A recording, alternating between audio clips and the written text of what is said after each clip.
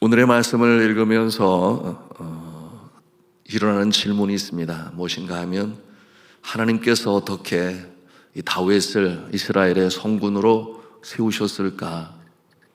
다윗의 모습이 어릴 적 그렇게 그의 아버지에게 인정받지 못했던 모습 아니었겠습니까?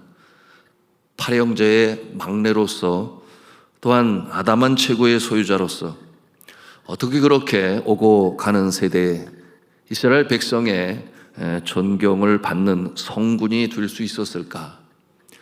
우리가 그와 같은 모습을 잘 알 수 있다면 우리의 자녀들, 다음 세대들 다윗과 같이 선한 영향력을 끼치며 하나님의 크신 영광을 나타내는 인물로 세울 수 있지 않을까? 우리가 기대를 갖지 않을 수 없습니다. 자, 이 질문이 다윗의 생애를 연구할 때 우리의 마음에 배워야 할 내용인데요.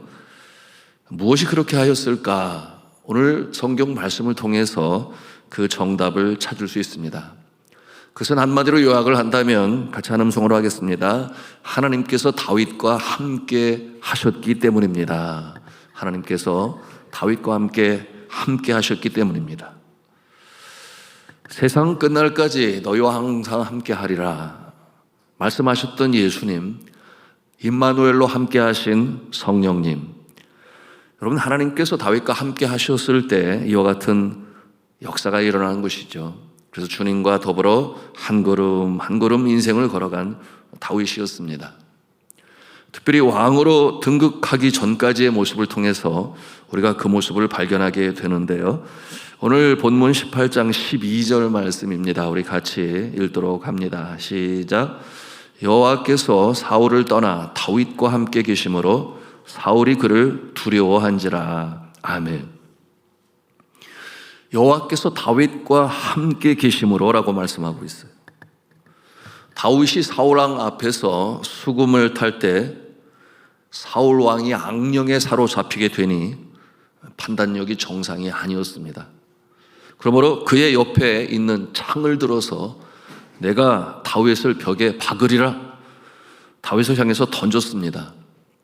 여러분, 이와 같은 위촉출발 이 위험한 상황 속에서 하나님께서 그를 보호하시죠. 그것도 한 번도 아니고 두 번이나 그 창에서 생명을 구원하신 하나님의 모습을 우리가 볼 수 있는데 어떻게 그렇게 되었는가? 하나님께서 함께 하심으로 라고 말씀하시는 거예요. 사울은 다윗이 두렵습니다. 그러므로 천부장으로 그를 세우죠. 그래서 그의 곁에서 떠나게 하였습니다. 그 임무를 맡은 다윗은 여러 사람들과 만나고 함께 할 수 있었는데요. 말씀해 보니 그가 모든 일에 지혜롭게 행하였다 그랬습니다. 어떻게 그렇게 지혜롭게 행할 수 있었을까? 14절 말씀을 같이 읽습니다. 시작. 다윗이 그의 모든 일을 지혜롭게 행하니라 여호와께서 그와 함께 계시니라. 아멘. 여호와께서 그와 함께 계시니 이처럼 지혜롭게 행할 수 있었다. 그러므로 여러 백성들로부터 더욱 존경을 받고 사랑받는 존재가 될 수 있었다라고 하는 것입니다. 여러분, 우리는 시편 23편을 아주 좋아하고 애송하지요. 다윗의 신앙 고백이 구절구절 잘 나타나 있습니다. 그의 신앙 고백이라고 할 수 있는 그의 찬송시에서 내가 사망의 음침한 골짜기로 다닐지라도 해를 두려워하지 아니할 것은 뭐라고 그랬어요? 주께서 나와 함께 하심이라. 그러므로 주의 지팡이 막대기가 나를 보호하시기 때문에 내가 두려워하지 않습니다. 그것이 그의 신앙 고백이었습니다. 그러면 언제부터 하나님께서는 이처럼 다윗과 함께 동행하셨을까? 함께 하심으로 그를 친히 인도하시고 감동을 주시고 지혜를 주시고 또한 보호하셨을까? 이 같은 부분 또 우리가 궁금합니다. 성경 말씀을 찾아가서 보겠는데요. 우리 사무엘상 16장을 찾아가서 사무엘상 16장 13절에 있는 말씀이에요. 사무엘상 16장 13절 말씀을 같이 읽도록 하겠습니다. 시작. 사무엘이 기름 뿔병을 가져다가 그의 형제 중에서 그에게 부었더니 이날 이후로 다윗이 여호와의 영에 크게 감동되니라. 사무엘이 떠나서 라마로 가니라. 이날 이후로 라고 그렇게 말씀하고 있습니다. 이날 이후로. 언제부터겠어요? 말씀대로 사무엘이 기름으로 그의 머리에 부은 그날로부터, 주의 종 선지자 사무엘이 기도한 그 이후로부터 쭉 해서 하나님의 영이 그를 감동시키고 인도하시고 보호하시고 다윗을 인도해 나가셨던 것입니다. 여러분, 이때 다윗은 여전히 어렸을 때였죠. 청소년의 시기였습니다. 여러분, 다윗이 기름 부음을 3번 받습니다. 첫 번째는 사무엘로부터 왕으로 점지되었을 때에 기름 부음을 받고, 두 번째는 그가 30세 되었을 때 유다의 왕이 되었을 때였죠. 그리고 마지막 3번째는 그가 이스라엘 전체의 왕이 되었을 때 또한 기름 부음을 받습니다. 그때 그의 나이는 38세였습니다. 첫 번째 기름 부음 받은 시기는 그가 15살 소년의 때였습니다. 우리가 알아야 되겠습니다. 우리의 자녀들, 그 신앙 형성에 있어서 어릴 때가 그렇게 중요하다라고 하는 것입니다. 특별히 이 청소년의 시기는 너무나 중요하죠. 하나님의 영이 함께 하시고 인생의 앞날을 이끌어 가십니다.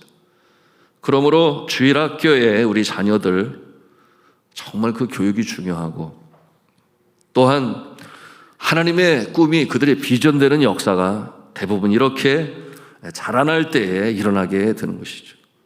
그러니까 주일학교에 우리 자녀들 꼭 보내야 하고, 말씀 잔치, 여름 선교학교 또는 청소년 여름 캠프, 청년의 단기 선교 너무나 중요합니다. 그와 같은 과정을 통해서 주님과 인격적으로 만날 수 있는 계기가 되기 때문에.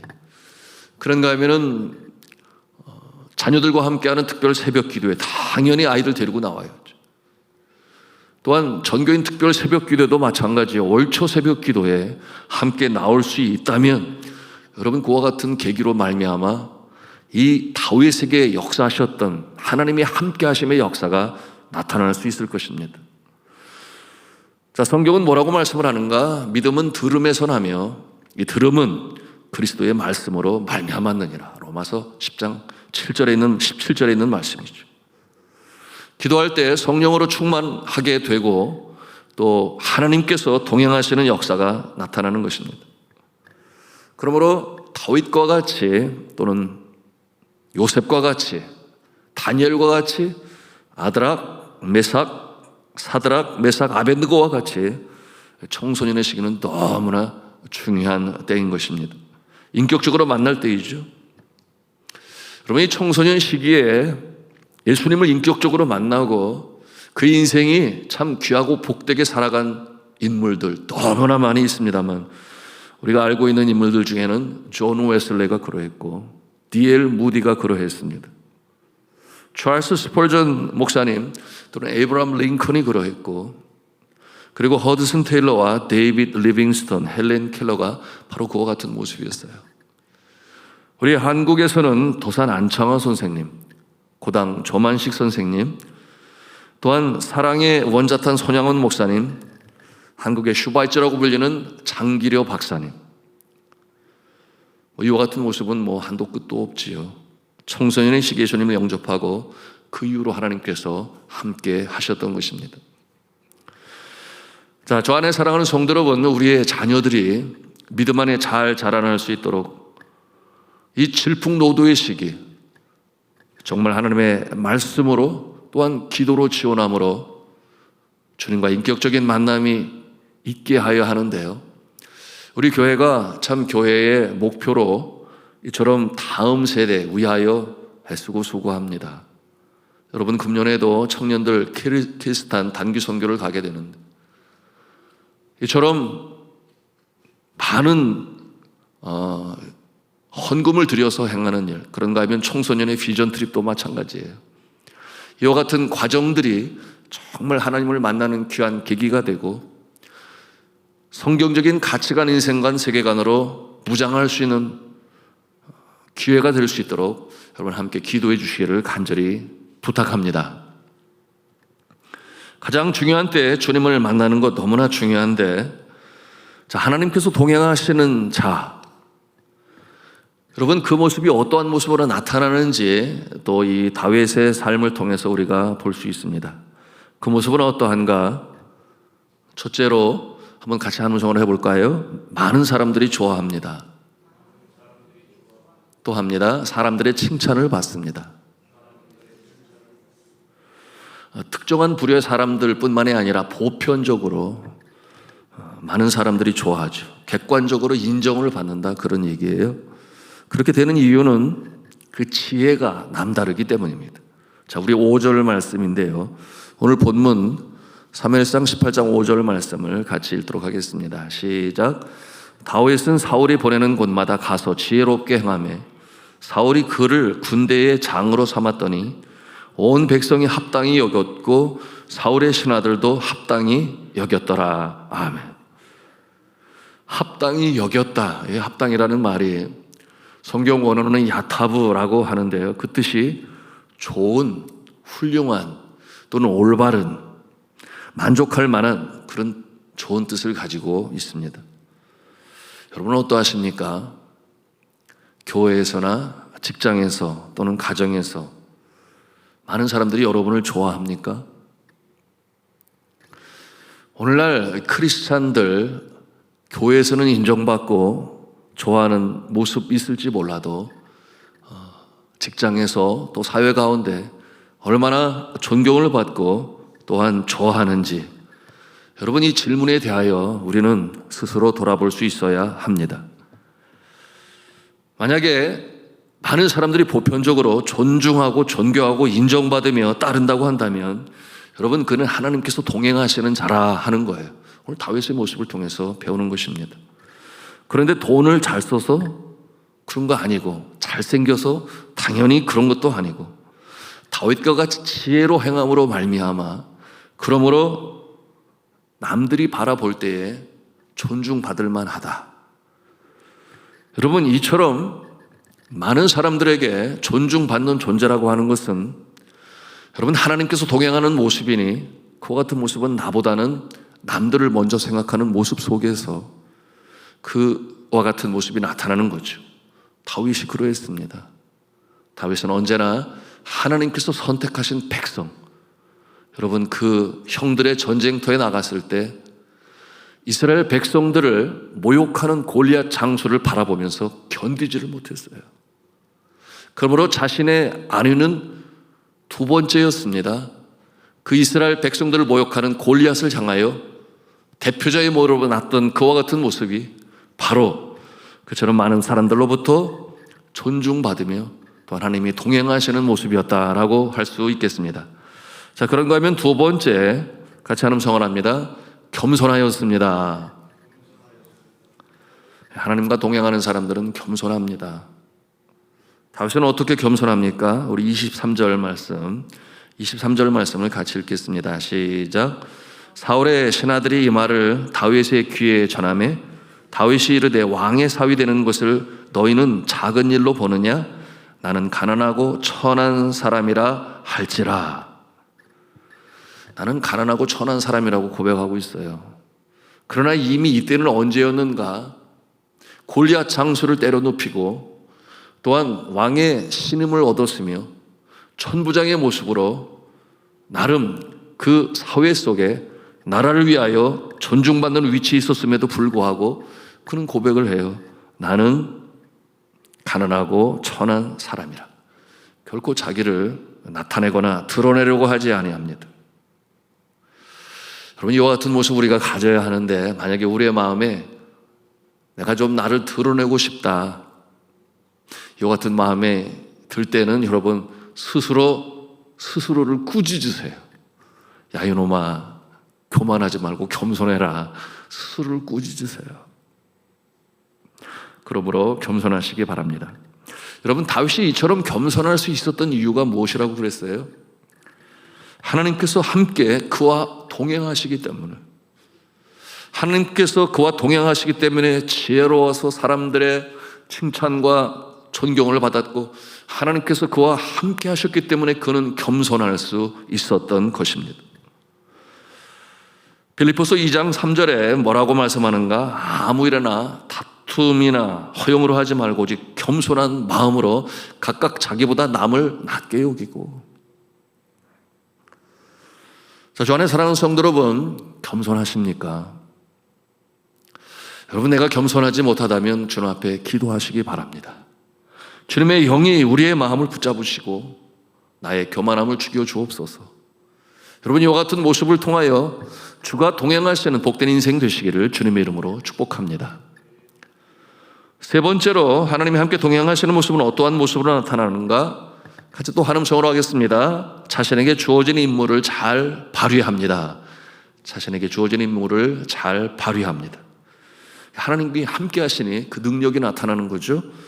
하나님이 함께 하시면 이 은사의 재능이 2배, 3배, 4배 그렇게 나타납니다. 사울왕이 다윗을 적군의 칼에 붙이려고 꼼수를 쓰지 않습니다. 권모술수를 써요. 블레셋 군대와 전투를 시키는 것이죠. 그 내용이 오늘 25절에 있는 말씀인데요. 우리 25절 말씀을 같이 읽습니다. 시작. 사울이 이르되 너희는 다윗에게 이같이 말하기를 왕이 아무것도 원하지 아니하고 다만 왕의 원수의 보복으로 블레셋 사람들의 포피 100개를 원하신다 하라 하였으니 이는 사울의 생각에 다윗을 블레셋 사람들의 손에 죽게 하리라 함이라.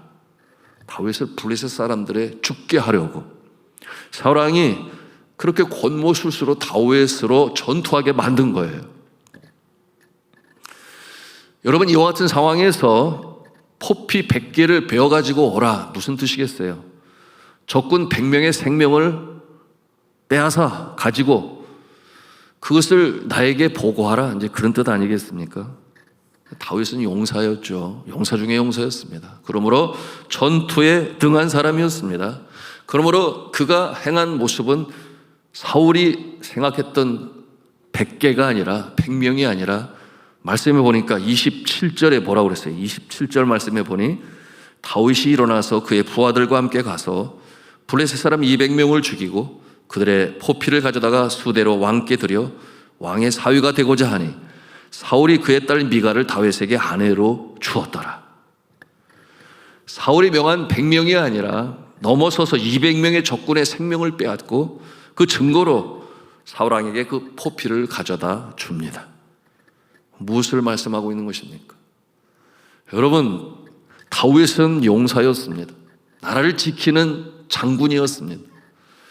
여러분, 그가 그의 영역에 이처럼 놀라운 능력을 나타낼 수 있었음은 무엇을 보여주는가? 하나님이 그와 함께 동행하셨더라.